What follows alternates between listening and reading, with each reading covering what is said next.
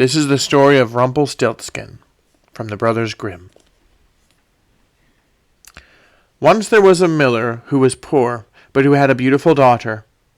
Now it happened that he had to go and speak to the king, and in order to make himself appear important, he said to him, "I have a daughter who can spin straw into gold."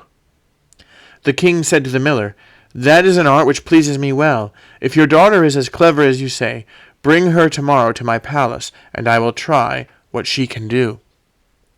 And when the girl was brought to him, he took her into a room which was quite full of straw, gave her a spinning wheel and reel, and said, "Now set to work, and if by tomorrow morning early you have not spun this straw into gold during the night, you must die." Thereupon he himself locked up the room, and left her in it alone. So there sat the poor miller's daughter, and for the life of her could not tell what to do. She had no idea how straw could be spun into gold, and she grew more and more miserable, until at last she began to weep. But all at once the door opened, and in came a little man, and said, "Good evening, Mistress Miller. Why are you crying so?"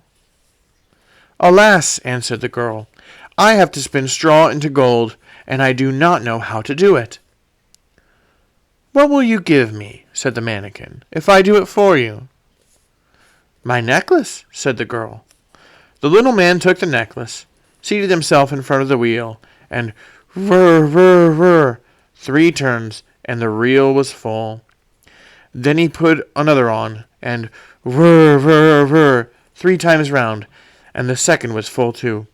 And so it went on until morning, when all the straw was spun, and the reels were full of gold.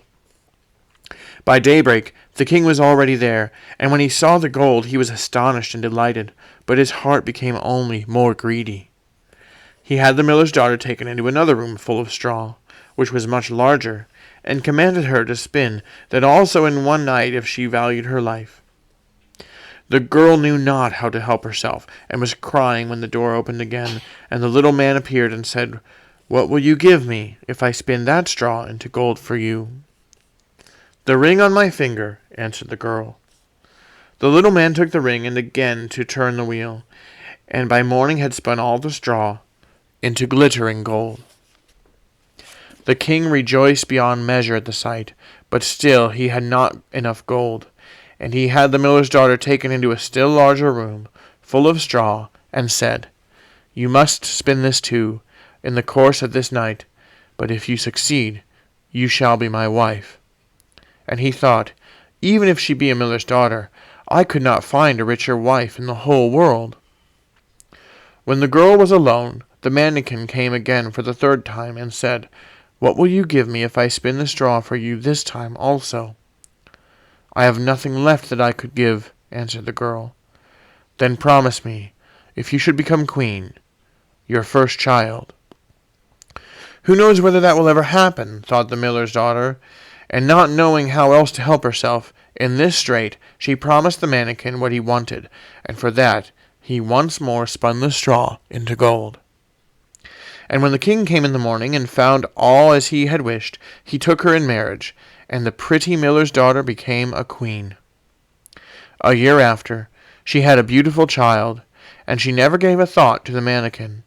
But suddenly he came into her room and said, "Now give me what you promised." The queen was horror-struck, and offered the mannikin all the riches of the kingdom, if he would leave her the child. But the mannikin said, "No, something that is living is dearer to me than all the treasures in the world." Then the queen began to weep and cry, so that the mannikin pitied her. "I will give you 3 days' time," he said. "If by that time you find out my name, then you shall keep your child." So the queen thought the whole night of all the names that she had ever heard, and she sent a messenger over the country to inquire far and wide for any other names that there might be. When the mannikin came the next day, she began with Caspar, Melchior, Balthazar, and said all the names she knew, one after the other. But to every one the little man said, "That is not my name." On the second day, she had inquiries made in the neighborhood as to the names of the people there, and she repeated to the mannikin the most uncommon and curious. "Perhaps your name is Short-ribs, or Sheepshanks, or Lace-leg."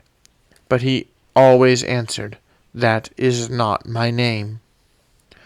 On the third day the messenger came back again and said, "I have not been able to find a single new name, but as I came to a high mountain at the end of the forest, where the fox and the hare bid each other good night, there I saw a little house, and before the house a fire was burning, and round about the fire quite a ridiculous man was jumping.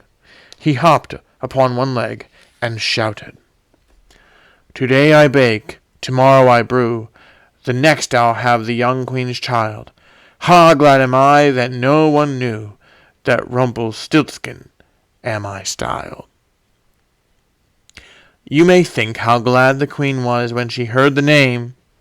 And when soon afterwards the little man came in and asked, "Now, Mistress Queen, what is my name?" At first she said, "Is your name Conrad?" "No." "Is your name Harry?" "No." "Perhaps your name is Rumpelstiltskin?"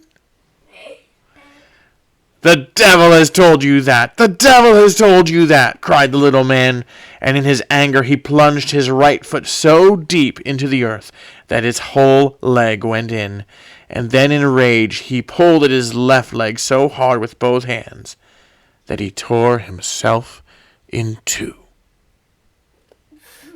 The end. That's funny. Good night, everybody.